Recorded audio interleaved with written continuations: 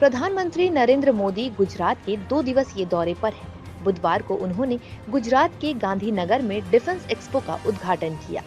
इस बार के defence expo में दुनिया भर के रक्षा क्षेत्र में आत्मनिर्भर भारत की झलक दिखाई दी। इस दौरान पीएम मोदी ने 52 विंग वायु सेना स्टेशन डीसा की आधारशिला भी रखी। अब तक हम जिन हथियारों के लिए दूसरे देशों पर निर्भर हुआ करते थे, वो हमें अब अपने देश में ही मिलेंगे, वो भी खुद के बनाए हुए। डिफेंस एक्सपो उद्घाटन के समय पीएम मोदी के साथ केंद्रीय रक्षा मंत्री राजनाथ सिंह और गुजरात के मुख्यमंत्री भूपेंद्र पटेल भी मौजूद रहे। पीएम मोदी ने इस मौके पर रक्षा क्षेत्र में तेजी से बढ़ते भारत की उत्पादन क्षमताओं की प्रशंसा भी की। उन्होंने कहा कि ये देश का ऐसा पहला डिफेंस एक्सपो है जिसमें केवल भारतीय कंपनियां ही हिस्सा ले रही है। ये डिफेंस एक्सपो केवल मेड इन इंडिया रक्षा उपकरणों के लिए ही है। डिफेंस एक्सपो 2022 का ये आयोजन नए भारत की भव्य तस्वीर रेखांकित कर रहा है, जिसका हमने अमृतकाल में संकल्प लिया है।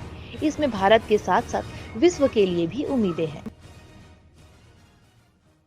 साथियों, रक्षा क्षेत्र में भारत इंटेंट, इनोवेशन और इम्प्लीमेंटेशन के मंत्र पर आगे बढ़ रहा है।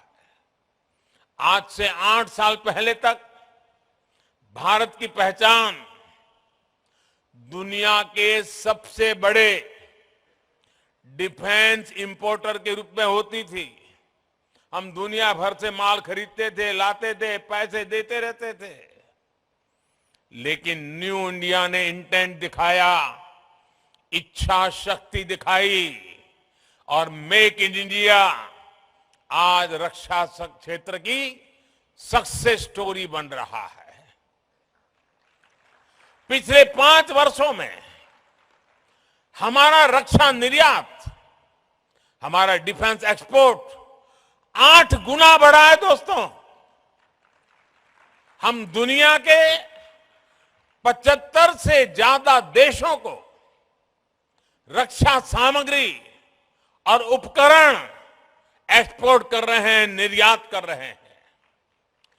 2021-22 में भारत का डिफेंस एक्सपोर्ट $1.59 बिलियन यानी करीब 13,000 करोड़ रुपए हो चुका है।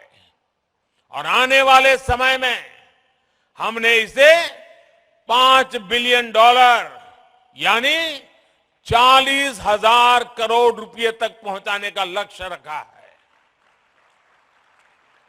ये निर्यात, एक्सपोर्ट केवल कुछ उपकरणों तक सीमित नहीं है, केवल कुछ देशों तक सीमित नहीं है। भारतीय रक्षा कंपनियां आज ग्लोबल सप्लाई चेन का महत्वपूर्ण हिस्सा बन रही है। हम ग्लोबल स्टैंडर्ड के स्टेट ऑफ आर्ट उपकरणों की सप्लाई कर रहे हैं।